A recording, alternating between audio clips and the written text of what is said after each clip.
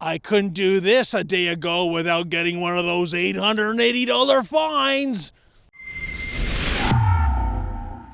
David Menzies for Rebel News here in Toronto. Well, folks, I'm standing outside the newly freed High Park. Oh, victory, success. We did it, Rebel News fans. We collectively embarrassed Mayor John Tory to do the right thing. Now, you may recall we were on this very same spot just 5 days ago when High Park had been walled off and patrolled by police. You were not allowed as a citizen to venture into High Park because, you see, the mayor was fearful that too many Torontonians would come out and they would smell the cherry blossom trees, and that would violate COVID-19 social distancing etiquette. And if you don't believe me, here, check out the footage from 5 days ago. Officer, your colleagues can tell me what law is closing the King's Highway to taxpayers. And you know, folks, the irony is staggering. I had a viewer pass on this image. This is Pyongyang, North Korea. As you can see, they have cherry blossom trees just like Toronto, but guess what? Dictator Kim Jong-un, he didn't wall off the parks in North Korea like John Tory did in Toronto, so let that sink in for a few seconds. Well, I'm telling you, folks, I'm getting a feeling of deja vu. I feel like it's November 1991, you know, the fall of the Berlin Wall and a reunited Germany. Yes, the cops are gone, the wall is gone, we can walk into High Park, so why don't we do that? Why don't we collectively tiptoe through the tulips and sniff and look at those beautiful cherry blossoms and embrace our cherry blossom freedom. You know, folks, you never know who you're going to meet in a park that is newly freed to the populace. I'm standing next to Joe Warmington of the Toronto Sun. He's one of the good guys in the mainstream media. Scrawler, you are the individual who coined the term checkpoint cherry. That was brilliant. What do you make of this reversal by the mayor to open up the park?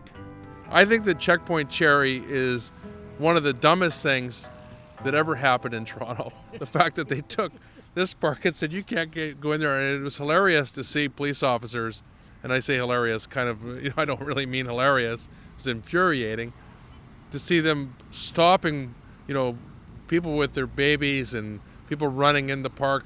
They're like, they couldn't believe it. And that's what this pandemic and this COVID-19 has done, is it's not just locked up people and locked up the parks, but it's kind of also locked up common sense, and it's given the power to these doctors who are changing their story every day and never get it right.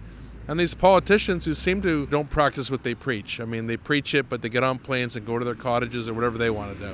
Why is it okay now and it wasn't okay a few days ago? I think that they were looking for a place that they could shut down. I think they wanted to do that. They would love to have done it in the lakefront parks. We see it also in Mississauga and other places where those beautiful lakefront parks are shut. And if you ask about it, they say, no, they're still open. You can still go in. But, of course, you can't drive in. If you have a condo along the lakeshore somewhere, that's still your park. You can go in for a walk or a run. But here, they saw an opportunity to actually close it down and have that feeling that they could really shut something down. Because of people like you, that you know, you basically ridicule them and you use some humor to do it, but there's nothing really funny about what you're saying as well. And I commend you for that, and the Rebel for all the things you do, because it's important. And we try our best. But you can do these things and you do them, and congratulations.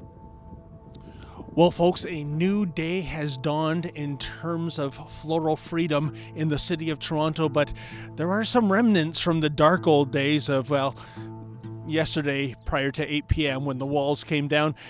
Take, for example, this de rigueur COVID-19 warning. It says to help stop the spread of COVID-19, do not remain for longer than a brief moment. What is brief? What is the definition of brief, City of Toronto? Are we talking in terms of geological time, in which billions of years is just a blink of an eyelash? Or are we talking sport clock time in terms of hundredths of a second ticking by? You know what? If I got a ticket for not being brief enough, I'd sure like to go to court with Sam Goldstein, our legal lawyer, to fight that one, because I think we are winning. Oh, be still, my gentle heart. Oh, the olfactory sensation of sweet cherry blossoms. Oh, bliss, bliss. Hey, hi, ladies. Hi. What is it like to have our floral freedom restored in the city of Toronto? It feels really good right now because we've been in home like for a really long time, and now it's like breathing fresh air is really good. It really is good. And I don't see thousands of people violating COVID-19 safety protocol. Do you think it was an overreaction for the city to wall off this park? Oh, I think they did the right thing. Okay, then why isn't the wall still up? Don't know, ask them. I'm not in charge. I lived in this area for 47 years. Oh, yes. This is the first time I could not walk in this park. What's your reaction to that, sir? I think it was overkill. Wow, talk about Avengers Assemble, folks. I am counting 1, 2, 3, 4, 5 bylaw trucks.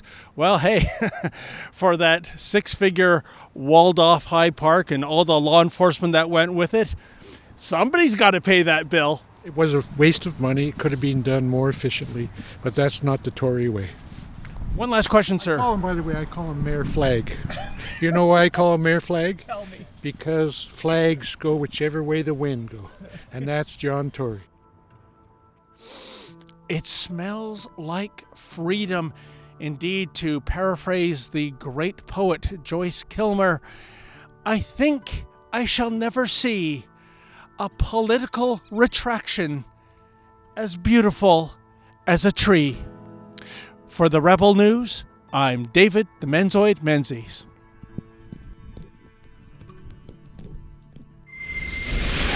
Hey folks, have you been given one of those tickets by bylaw or law enforcement for breaking the Wuhan virus protocols? You know, those $880 fines? Well, if you have a story to tell, please go to fightthefines.com. That's fightthefines.com.